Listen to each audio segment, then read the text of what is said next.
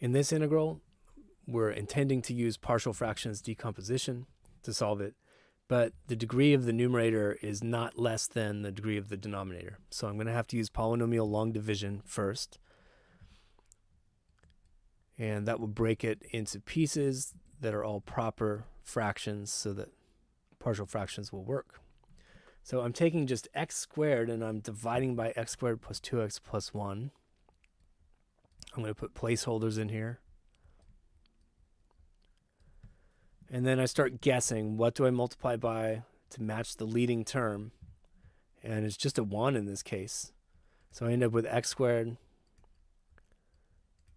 plus 2x plus 1. And I subtract that.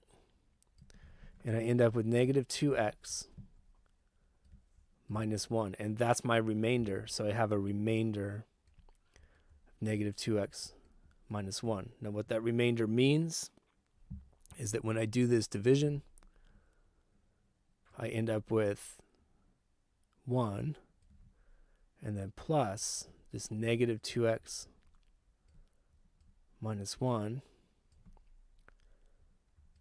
over x squared plus 2x plus 1 dx. And so this is the piece that we're going to have to use our actual partial fractions technique on. So when I look at this fraction, and I'll go ahead and just keep the minus signs rather than factoring it out. When I look at this fraction, I realize the denominator factors. And so that's actually just x plus 1 multiplied by x plus 1. In other words, it's a repeated linear factor. And so I'm going to make a partial fractions proposal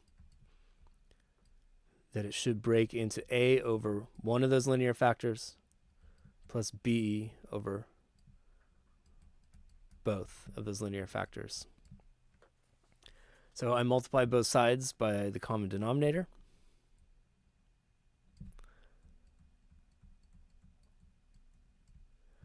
And I end up with negative 2x minus 1 is equal to, so when I distribute this to the a containing term, one factor of x plus 1 cancels, and I'm left with a times x plus 1. When I distribute to the b containing term, both factors cancel, and I end up with just plus b.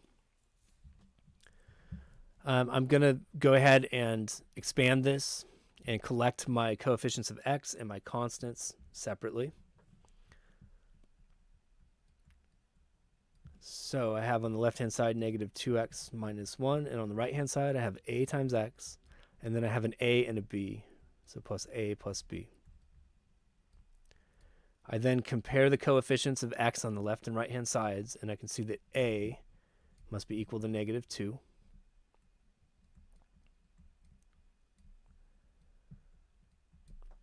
I compare my constants on the left and right-hand side and see that a plus b must be negative 1.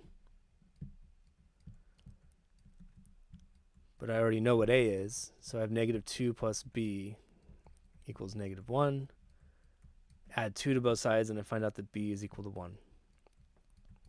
All right, so I've made a partial fractions decomposition proposal in this step, and then everything worked out, and I was able to find a and b.